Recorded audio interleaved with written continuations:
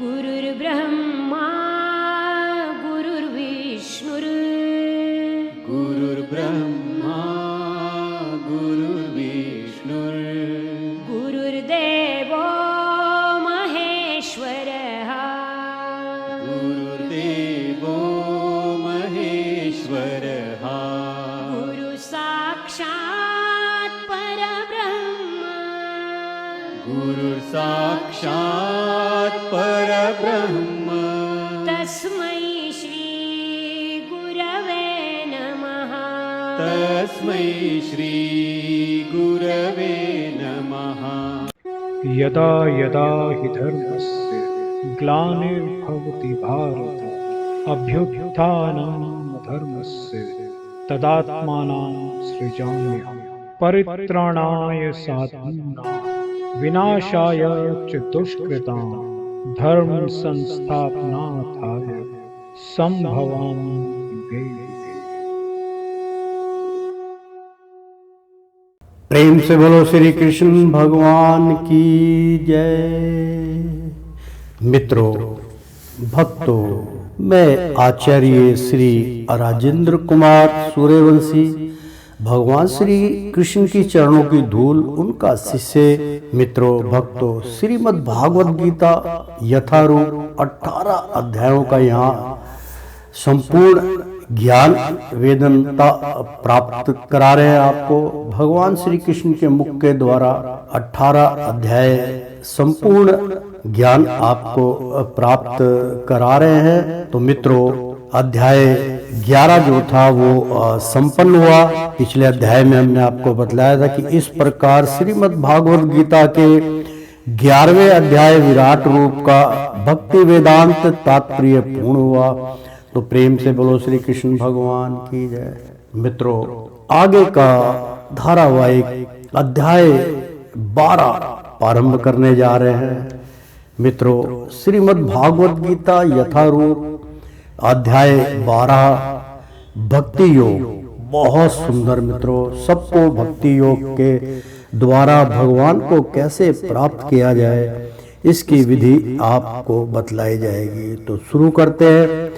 भक्ति योग।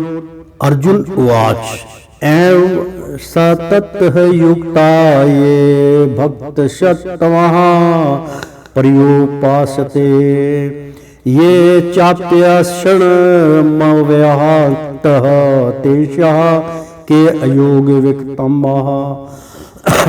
अर्जुन उवाच, अर्जुन ने कहा एवं इस प्रकार सतत निरंतर युक्ता तत्पर ये जो भक्ता भगत गण तवाम आपको पर्युपासते हैं, ठीक से पूछते हैं।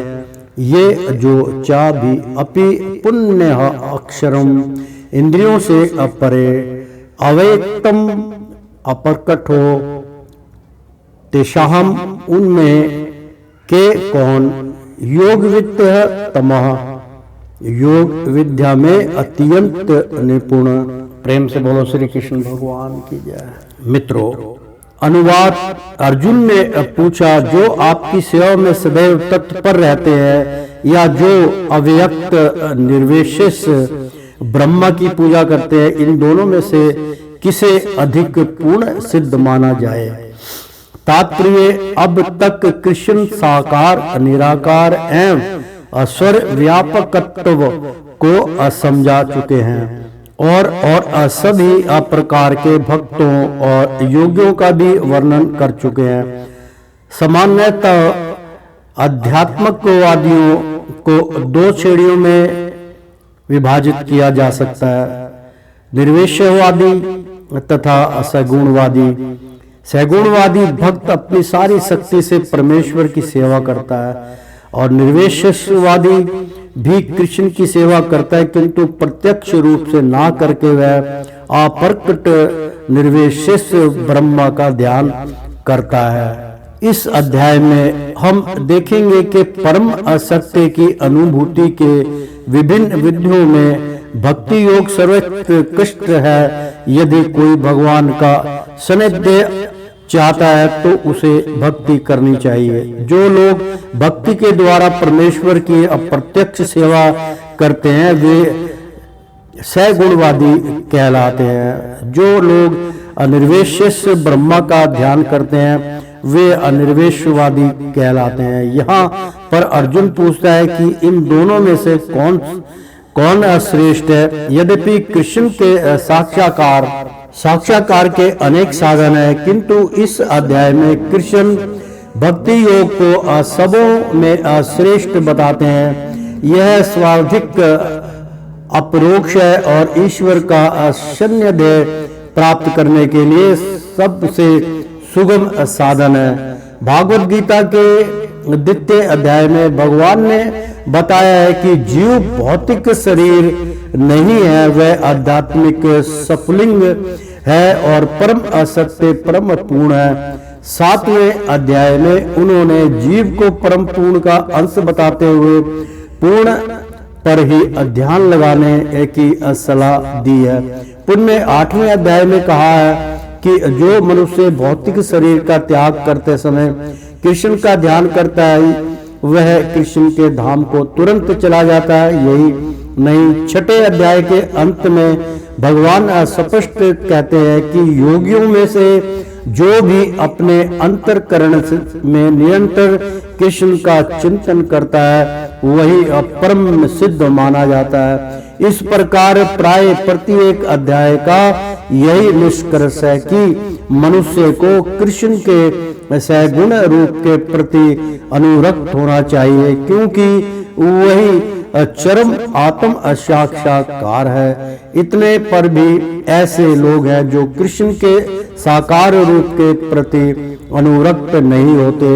वे दृढ़ता पूर्वक विलंग रहते हैं। यही यहाँ तक कि भागवत गीता की टीका करते हुए भी वे अन्य लोगों को कृष्ण से हटाना चाहते हैं और उनकी सभी भक्ति निर्विशेष ब्रह्म महाज्योति की ओर मोड़ते हैं। वे परम सत्य के उस निराकार रूप का ही ध्यान करना श्रेष्ठ मानते हैं जो इंद्रियों की पहुंच के परे है तथा अप्रकट है। इस तरह सचमुच में आध्यात्मिकवादियों की 2 श्रेणियां हैं। अब अर्जुन यह निश्चित कर लेना चाहता है कि कौन सी विधि सुगम है और इस दोनों श्रेणियों में से कौन सर्वाधिक पूर्ण है। दूसरे शब्दों में वह अपनी स्थिति स्पष्ट कर लेना चाहता है, क्योंकि वह कृष्ण के सगुण रूप के प्रति अनुरक्त है। वह निराकार ब्रह्मा के प्रति आसक्त नहीं है। वह जान लेना चाहता है कि उसकी स्थिति सुरक्षित तो है। निराकार स्वरूप चाहे इस लोक में हो चाहे भगवान के परम लोक में हो, ध्यान के लिए समस्या बना रहता है। वास्तव में कोई भी परम सत्य के निराकार रूप का ठीक से चिंतन नहीं कर सकता। अतः अर्जुन कहना चाहता है कि इस तरह से समय गंवाने से क्या लाभ। अर्जुन को 11वें अध्याय में अनुभव हो चुका है कि कृष्ण के साकार रूप के प्रति आसक्त होना श्रेष्ठ है, क्योंकि इस तरह वह एक ही समय अन्य सारे रूपों को समझ सकता है और कृष्ण के प्रति उसके प्रेम में किसी प्रकार का व्यवधान नहीं पड़ता। अतः अर्जुन द्वारा कृष्ण से इस महत्वपूर्ण प्रश्न के पूछ जाने से परम असत्य के निराकार तथा साकार स्वरूपों का अंतर स्पष्ट हो जाएगा। श्री भगवान उवाच मय्यावेश्यः मनो ये मां नित्य युक्ता उपासते श्रद्धया पर्युपतेशते मैं युक्ता माता। श्री भगवान उवाच श्री भगवान ने कहा मई मुझ में आवेश्य स्थिर करके मन को ये जो आम मुझको नित्य सदा युक्ता लगे हुए उपासते हैं पूजा करते हैं। श्रद्धा पूर्वक पर्याह दिव्य उपेक्षा प्रदत्ते वे में मेरे द्वारा युक्त तमा योग में परम सिद्ध मतः माने जाते हैं। अनुवाद। श्री भगवान ने कहा, जो लोग अपने मन को मेरे साकार रूप में एकाग्र करते हैं और अत्यंत श्रद्धा पूर्वक मेरी पूजा करते हैं और मेरी पूजा करने में सदैव लगे रहते हैं, वे मेरे द्वारा परम सिद्ध माने जाते हैं। तात्पर्य। अर्जुन ने प्रश्न का उत्तर देते हुए कृष्ण स्पष्ट कहते हैं कि जो व्यक्ति उनके साकार रूप में अपने मन को एकाग्र करता है और जो अत्यंत श्रद्धा तथा निष्ठा पूर्वक उनको पूछता है, उसे योग में परम सिद्ध मानना चाहिए। जो इस प्रकार कृष्ण भावना अमृत होता है, उसके लिए कोई भी भौतिक कार्यकलाप नहीं रह जाता, क्योंकि वह कार्य कृष्ण के लिए किया जाता है। शुद्ध भक्त निरंतर कार्यरत रहता है, कभी कीर्तन करता है तो कभी स्मरण करता है, या कृष्ण विषयक कोई पुस्तक पढ़ता है, या कभी कभी प्रसाद तैयार करता है, या बाजार से कृष्ण के लिए कुछ मोल लाता है, या कभी मंदिर झाड़ता बुढ़ाता है तो कभी बर्तन धोता है। वह जो कुछ भी करता है कृष्ण संबंधी कार्यों के अतिरिक्त अन्य किसी कार्य में एक क्षण भी नहीं गवाता, ऐसा कार्य पूर्ण समाधि कहलाता है। मित्रों, बहुत सुंदर कहने का तात्पर्य है, मंदिर जो कृष्ण भगवान के मंदिर है उसमें सेवा करता है, झाड़ू की सेवा करता है, या झाड़ता है बुढ़ाता है, यानी कि झाड़ू की और पोछा पाछी की सेवा करता है, और कभी बर्तन धोता है या लंगर होता है उसके अंदर बर्तन धोता है। तो वह जो कुछ भी करता है कृष्ण संबंधी कार्यों के अतिरिक्त अन्य किसी कार्य में एक क्षण भी नहीं गवाता, ऐसा कार्य पूर्ण असमाधि कहलाता है। यह तवक्षरम निर्देश्य मव्यक्तः पर्युपासते स्वरतृग मंचतन्य च अकूटस्था मच्चन्नल ध्रुवम सनीयम मेहान्द्रियां ग्रामं सवत्रम संबुध्यम तेह प्रतन्नुवन्तिया मावेवा स्वरभूता ही ते रतः।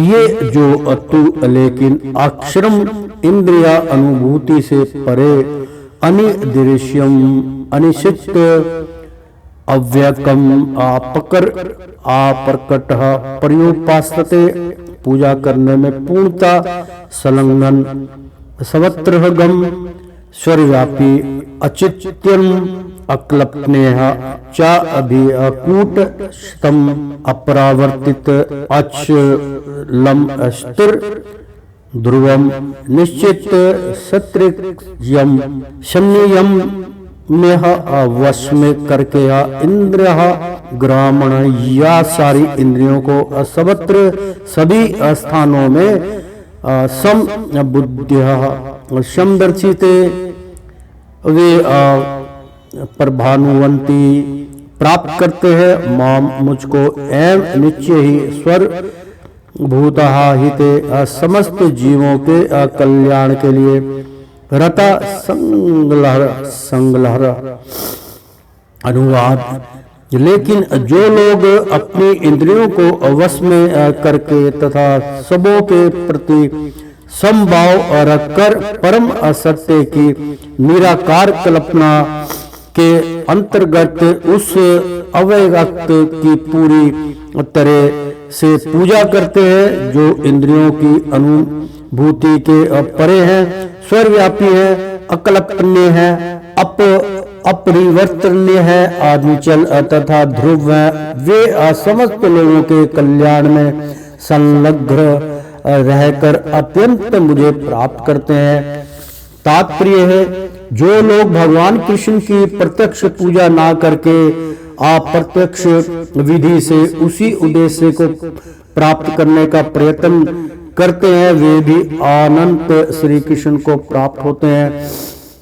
अनेक जन्मों के बाद बुद्धिमान व्यक्ति वासुदेव को ही सब कुछ जानते हुए मेरी शरण में आता है।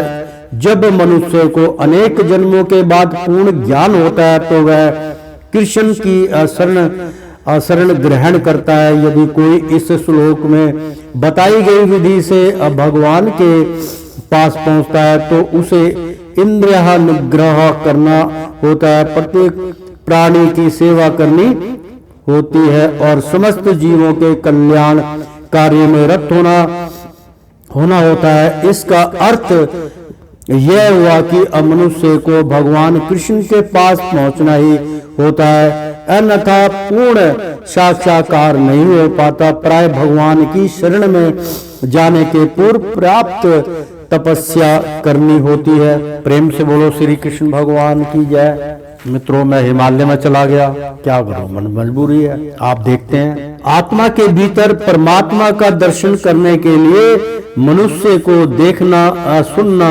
स्वाद लेना, कार्य करना आदि इंद्रिय कार्यों को बंद करना होता है। तभी वह यह जान पाता है कि परमात्मा सर्वत्र विद्यमान है। ऐसी अनुभूति होने पर वह किसी भी जीव से ईर्ष्या नहीं करता। उसे मनुष्य तथा पशु में कोई अंतर नहीं दिखता, क्योंकि वह केवल आत्मा का दर्शन करता है, ब्रह्मा आवरण का नहीं। लेकिन असामान्य व्यक्ति के लिए निराकार अनुभूति की यह विधि अत्यंत कठिन सिद्ध होती है। क्लेशोत्सधिकत्र सते शामयतः सक्त चेता साम अव्यक्ता ही गतिया दुर्खा देया वरंद्रन व्यापयतः। अक्लेश कष्ट, क्लेश कष्ट अधिकतर अधिक अत्यधिक तेषाम उन अव्यक्त अव्यक्त के प्रति आसक्त अनुरक्त चेतसाम मन वालों का अव्यक्त की ओर ही निश्चय ही अगति प्रागत्य दुखम दुख के साथ देहधारी के द्वारा अवाप्य प्राप्त किया जाता है। अनुवाद: जिन लोगों के मन परमेश्वर के अव्यक्त निराकार स्वरूप के प्रति आसक्त है, उनके लिए प्रगति कर पाना अत्यंत कष्टप्रद है। देहधारियों के लिए उस क्षेत्र में प्रगति कर पाना सदैव दुष्कर होता है। तात्पर्य: आध्यात्मिकवादियों का समूह जो परमेश्वर के अचिंतनीय अव्यक्त निराकार स्वरूप के पथ का अनुसरण करता है, ज्ञान योगी कहलाता है। और जो व्यक्ति भगवान की भक्ति में रत रहकर पूर्ण कृष्ण भावनामृत में रहते हैं, वे भक्ति योगी कहलाते हैं। यहाँ पर ज्ञान योग तथा भक्ति योग में निश्चित अंतर बताया गया है। ज्ञान योग का पथ यद्यपि मनुष्य को उसी लक्ष्य तक पहुंचाता है, किंतु है अत्यंत कष्टकारक, जबकि भक्ति योग भगवान की प्रत्यक्ष सेवा होने के कारण सुगम है और देहधारी के लिए स्वाभाविक भी है। जीव अनादिकाल से देहधारी है, सदा नित्यक रूप से उसके लिए यह समझ पाना अत्यंत कठिन है कि वह शरीर नहीं है। अतः भक्ति योगी कृष्ण के विग्रह को पूजनीय अपूज्य मानता है, क्योंकि उनके मन में कोई ना कोई अशारीरिक बोध रहता है जिसे इस रूप में प्रयुक्त किया जा सकता है। निस्संदेह मंदिर में परमेश्वर के स्वरूप की पूजा मूर्ति पूजा नहीं है। वैदिक सत्य में साक्ष्य मिलता है कि पूजा सगुण तथा निगुण हो सकती है, अर्थात भगवान का गुण युक्त होना अथवा गुण रहित होना। मंदिर में विग्रह पूजा सगुण पूजा है, क्योंकि भगवान को भौतिक गुणों के रूप में प्रदर्शित किया जाना है, लेकिन भगवान के स्वरूप को चाहे पत्थर, लकड़ी या तैलचित्र जैसे भौतिक गुणों द्वारा क्यों न अभिव्यक्त किया जाए, वह वास्तव में भौतिक नहीं होता। परमेश्वर की यही परम प्राकृतिक है। प्रेम से बोलो श्री कृष्ण भगवान की जय। मित्रों, अध्याय 12 भक्ति योग वेदांत यहाँ पे चल रहा है। तो मित्रों, भौतिक नहीं होता, परमेश्वर की यही परम प्राकृतिक है। यहाँ पर एक मोटा उदाहरण दिया जा सकता है। सड़कों के किनारे पत्र पेटिकाएं होती है, यानी कि पत्र पेटिकाएं, यानी कि डाकघर की यहाँ पे व्याख्या कर रहे हैं वो उदाहरण के तौर पे, जिसमें हम चिट्ठी डालते हैं। तो सड़कों के किनारे पत्र पेटिकाएं होती हैं, जिनमें यदि हम अपने पत्र डाल दें तो वे बिना किसी कठिनाई के अपने गंतव्य स्थान पर पहुंच जाते हैं। बहुत सुंदर मित्रों यहाँ पे उदाहरण।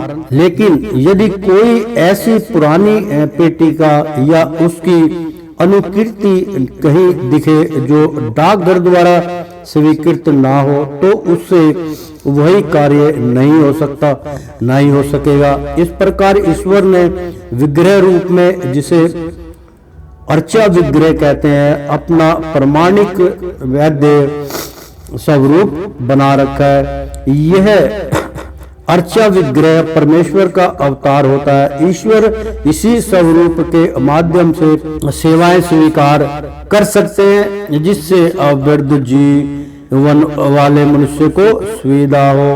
इस प्रकार भक्त को भगवान के पास सीधे और तुरंत ही पहुंचने में कोई कठिनाई नहीं होती। लेकिन जो लोग आध्यात्मिक साक्षात्कार के लिए निराकार विधि का अनुसरण करते हैं, उनके लिए यह मार्ग कठिन है। उन्हें उपनिषदों जैसे वैदिक साहित्य के माध्यम से अव्यक्त स्वरूप को समझना होता है। उन्हें भाषा सीखनी होती है, इंद्रियातीत अनुभूतियों को समझना होता है, और इन समस्त विधियों का ध्यान रखना होता है। यह सब एक सामान्य व्यक्ति के लिए सुगम नहीं होता। कृष्ण भावनामृत में भक्ति रक्त मनुष्य मात्र गुरु के पथ प्रदर्शन द्वारा मात्र आचार्य विग्रह के अनियमित नमस्कार द्वारा मात्र भगवान की महिमा के स्वर्ण द्वारा तथा मात्र भगवान का चढ़ाए गए उच्च भोजन को खाने से भगवान को सरलता से समझ लेता है। इसमें तनिक भी संदेह नहीं कि निवेशवादी व्यर्थ कष्टकारक पथ को ग्रहण करते हैं, जिसमें अनंत परम सत्य का साक्षात्कार संगीत धन बना रहता है, संगीत बना रहता है। किंतु सैगुणवादी बिना किसी संकट कष्ट का या कठिनाई के भगवान के पास सीधे पहुंच जाता है। ऐसे ही संदर्भ श्री भागवत में पाया जाता है। वहां यह कहा गया है कि यदि अनंत भगवान की शरण में जाना ही है तो इस शरण जाने की क्रिया को भक्ति कहते हैं। तो यदि कोई ब्रह्मा क्या है और क्या नहीं है, इसी के समझने का कष्ट आजीवन उठाता रहता है, जो इसका परिणाम अत्यंत कष्टकारक होता है। तो यहाँ पर यह उपदेश दिया गया है कि आत्मा साक्षात्कार के इस कष्टप्रद मार्ग को ग्रहण नहीं करना चाहिए, क्योंकि अंतिम फल अनिश्चित रहता है। प्रेम से बोलो श्री कृष्ण भगवान की जय। जीव शाश्वत रूप से व्यष्टि आत्मा है, और यदि वह आध्यात्मिक पूर्ण में तदाकार होना चाहता है तो वह अपनी अमूल प्रकृति के शाश्वत सत्य तथा गेह चित्त पक्षों का साक्षात्कार तो कर सकता है, लेकिन आनंद में अंश की प्राप्ति नहीं हो पाती। ऐसा आध्यात्मिकवादी जो ज्ञान योग में अत्यंत विद्वान होता है, किसी भक्त के अनुग्रह से भक्ति योग को प्राप्त होता है, उस समय निराकारवाद का दीर्घ अभ्यास कष्ट का कारण बन जाता है, क्योंकि वह उस विचार को त्याग नहीं पाता। अतएव देहधारी जीव चाहे अभ्यास के समय हो या साक्षात्कार के समय अभ्यक्त की प्राप्ति में सदैव कठिनाई में पड़ जाता है। प्रत्येक जीव आसन से स्वतंत्र है और उसे यह अच्छी तरह समझ लेना चाहिए कि यह अव्यक्त अनुभूति उसके आध्यात्मिक आनंद में आत्म स्वर्ग की अप्राकृतिक के विरुद्ध है। मनुष्य को चाहिए कि इस विधि को ना अपनाए।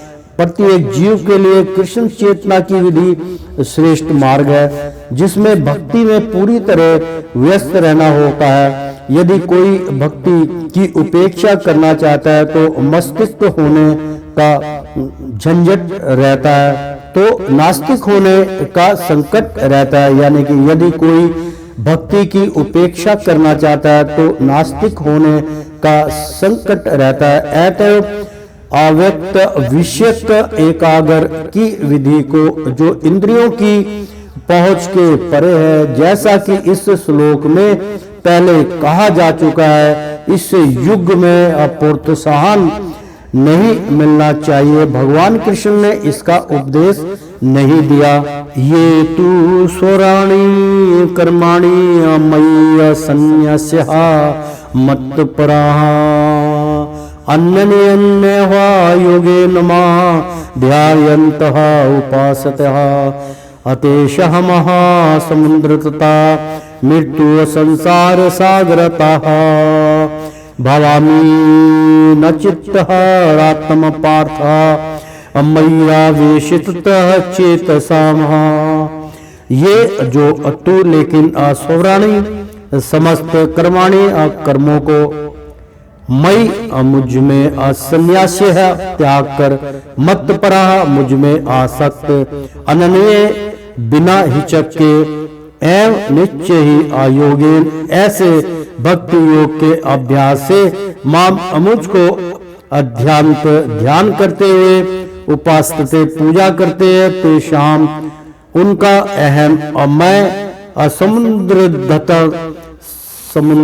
धरता उदारक मृत्यु का संसार में सागरात समुद्र से भवामिहा होता हूँ ना नहीं विराट यानी कि चिरात्र शीघ्र काल के बाद पात्र हे पितापुत्र मई मुझ पर आवेशित स्थिर चेतमसाम मन वाले को अनुवाद, जो अपने सारे कार्यों को मुझ में अर्पित करके तथा अविचलित भाव से मेरी भक्ति करते हुए मेरी पूजा करते हैं और अपने चित्तों को मुझ पर स्थिर करने का करके अनियंत्रण ऐसा ध्यान करते हैं, उनके लिए हे अपार्थ मैं जन्म मृत्यु के सागर से शीघ्र उद्धार करने वाला हूँ।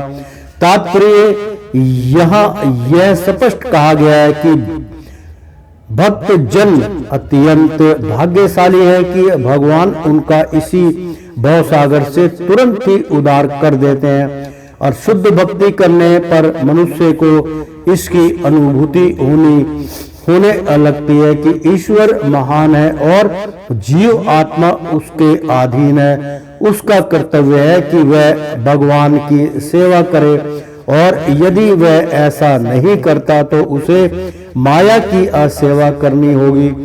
जैसा पहले कहा जा चुका है, केवल भक्ति से परमेश्वर को जाना जा सकता है। ऐसे मनुष्य को चाहिए कि वह पूर्ण रूप से भक्त बने। भगवान को प्राप्त करने के लिए वह अपने मन को कृष्ण में पूर्णतः एकाग्र करे, वह कृष्ण के लिए ही कर्म करे, चाहे वह जो भी कर्म करे, लेकिन वह कर्म केवल कृष्ण के लिए होना चाहिए। भक्ति का यही आदर्श है। भक्ति भगवान को प्रसन्न करने के अतिरिक्त और कुछ भी नहीं चाहता।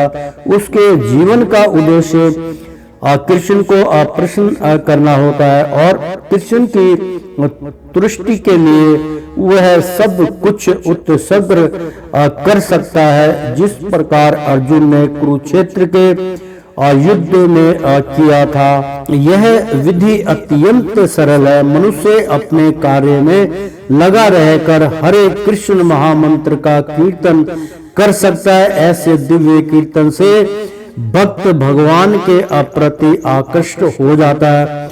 यहाँ पर भगवान वचन देते हैं कि वे ऐसे शुद्ध भक्त का तुरंत ही भव सागर से उद्धार कर लेंगे। जो योग्य अभ्यास में बड़े चढ़े हैं वे अयोग द्वारा अपनी आत्मा को इच्छा अनुसार किसी भी आलोक में ले जा सकते हैं और अन्य लोग इस अवसर को विभिन्न प्रकार से उपयोग में लाते हैं। लेकिन जहाँ तक भक्त का संबंध है उसके लिए यहाँ यह स्पष्ट कहा गया है कि स्वयं भगवान ही उसे ले जाते हैं।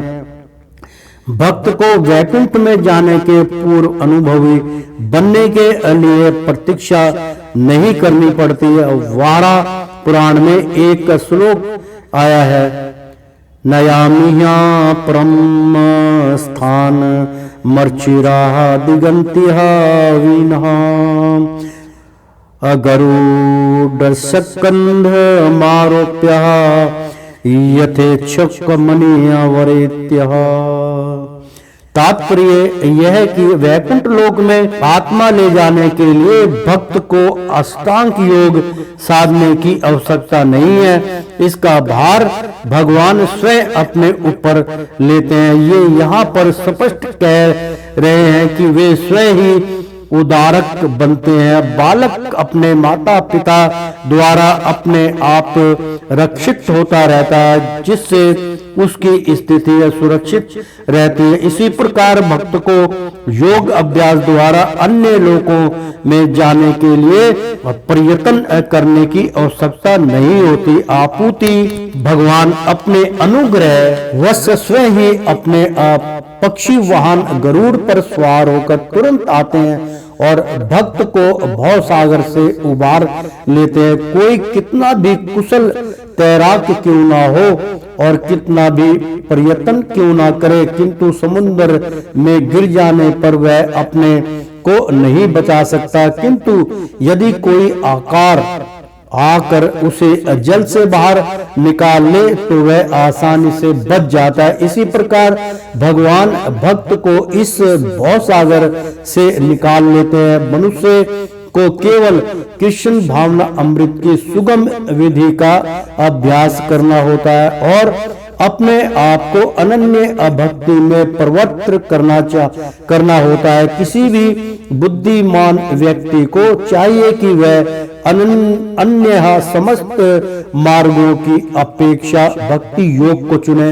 बहुत सुंदर यहाँ पे भक्ति योग का विधान चल रहा है मित्रों कि प्रत्येक बंदे को भक्ति योग प्रधान है मित्रों। तो यहाँ पे भागवत में भी भगवान श्री कृष्ण कह रहे हैं कि सबसे सरल और उद्दम जो है वो है भक्ति योग को ही चुने।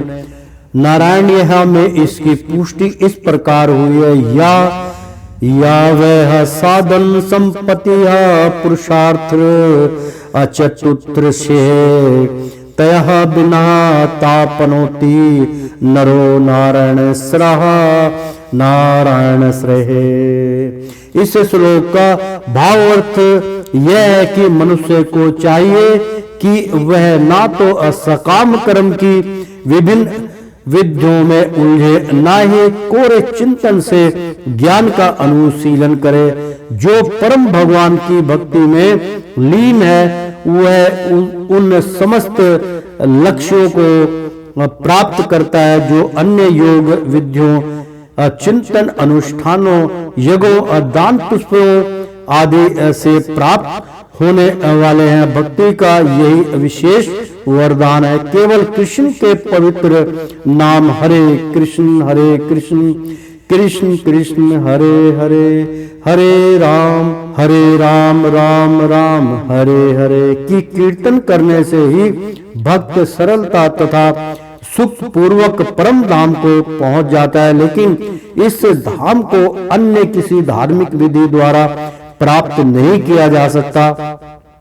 भागवत गीता का निष्कर्ष 18वें अध्याय में इस प्रकार व्यक्त हुआ है।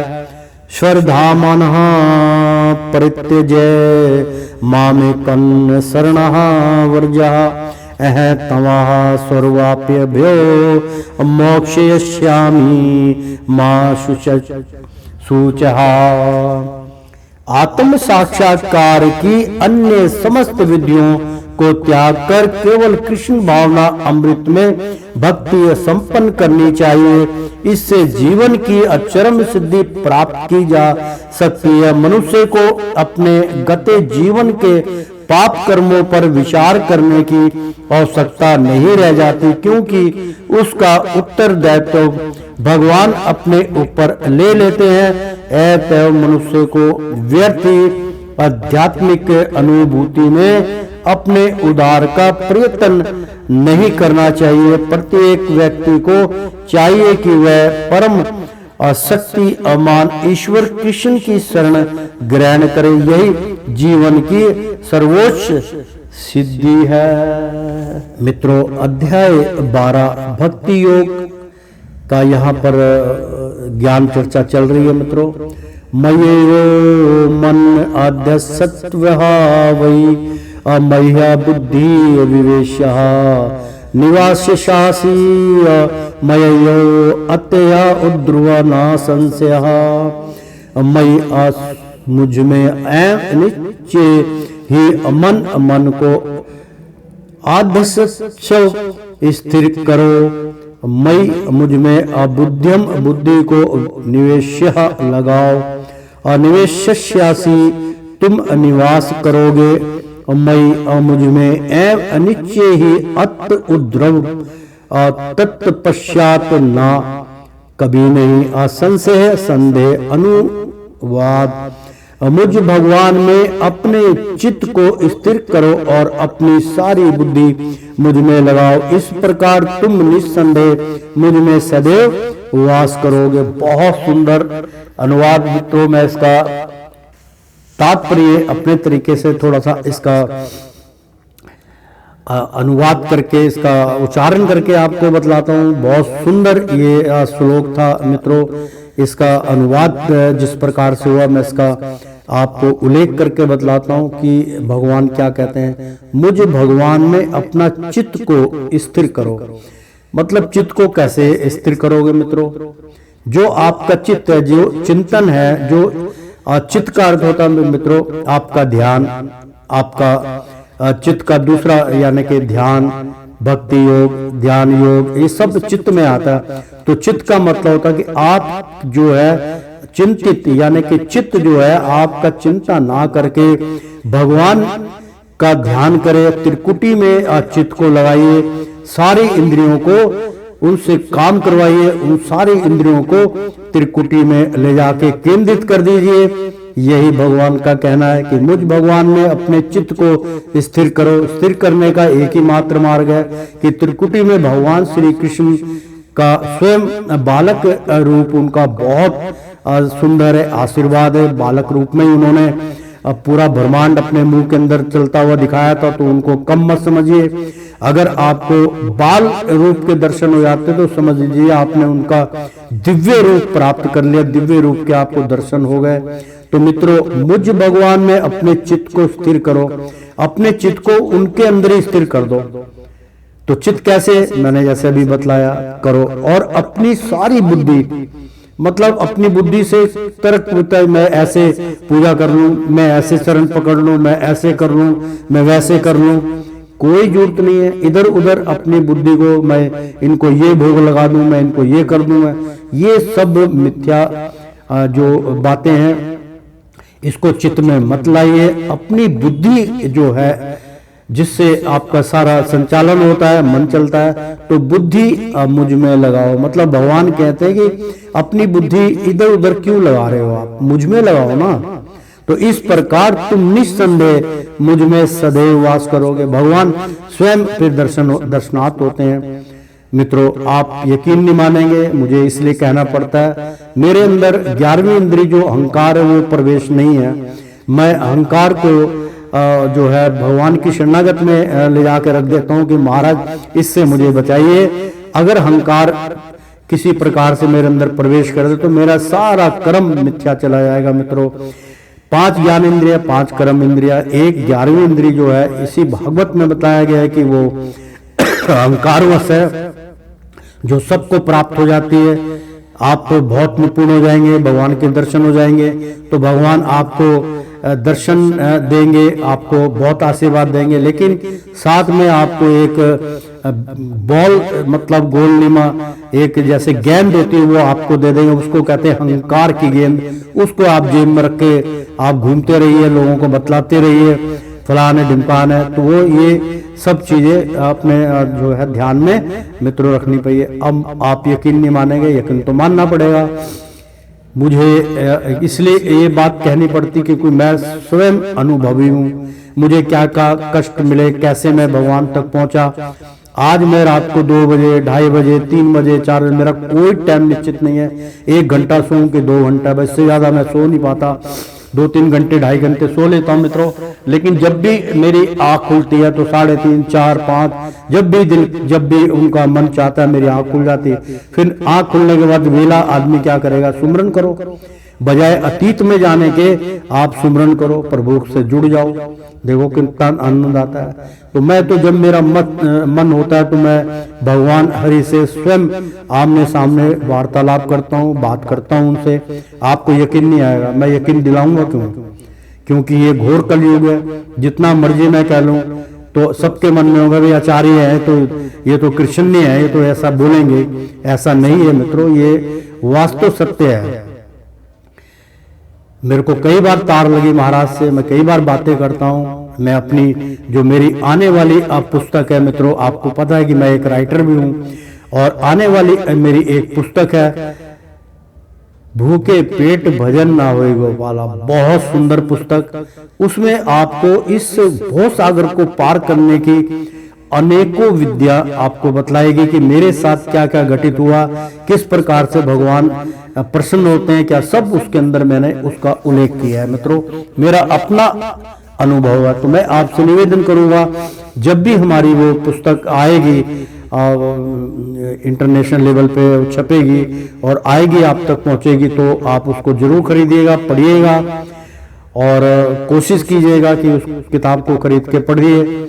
बहुत ज्ञान चर्चा उसमें लिखी है। तो प्रेम से बोलो श्री कृष्ण भगवान की जय।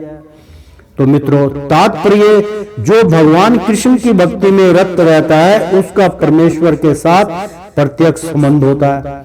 आगे ना बात मित्रों, अतएव इसमें किसी प्रकार का संदेह नहीं कि प्रारंभ से ही उसकी स्थिति दिव्य होती है। मित्रों, जो मैंने अभी आपको कहा वो सारी व्याख्यान अब अपने भगवान श्री कृष्ण के मुख से सुन लीजिए। भक्त कभी भौतिक धरातल पर नहीं रहता, वह सदैव कृष्ण में वास करता है। भगवान का पवित्र नाम तथा भगवान अभिन्न है। अतः जब भक्त हरे कृष्ण कीर्तन करता है तो कृष्ण तथा उनकी अंतर्गणी मतलब अंतरंगा शक्ति भक्त की जीवा पर नाचते रहते हैं। जब वह कृष्ण को भोग चढ़ाता है तो कृष्ण प्रत्यक्ष रूप से उसे ग्रहण करते हैं और इस तरह भक्त इस उच्छिष्ट जूठन को खाकर कृष्ण में हो जाता है। मित्रों, प्रसाद का तात्पर्य भगवान का भोग लगा हुआ अगर प्रसाद प्राणी को मिल जाए तो उसके कई कर्म जो पिछले भोग कर्म है वो इस संसार से मुक्त हो जाता है। बहुत सुंदर यहाँ पे व्याख्या है। जो इस प्रकार सेवा में नहीं लगता वह नहीं समझ पाता कि यह सब कैसे होता है। यद्यपि भागवत गीता तथा अन्य वैदिक ग्रंथों में इसी विधि की आसंस्तुति की गई है। मित्रों बहुत सुंदर ज्ञान योग यहाँ पे चल रहा है। तो मित्रों प्रेम से बोलो श्री कृष्ण भगवान की जय। ओ श्रीमन नारायण नारायण हरि हरि, तेरी लीला सबसे न्यारी न्यारी, बोलो हरि हरि। ओ विष्णु नारायण नारायण हरि हरि, ओ लक्ष्मी नारायण नारायण हरि हरि। प्रेम से बोलो श्री कृष्ण भगवान की जय। मित्रों भक्तों एक बार बोल दो ना राधे राधे, कृष्णम कृष्णम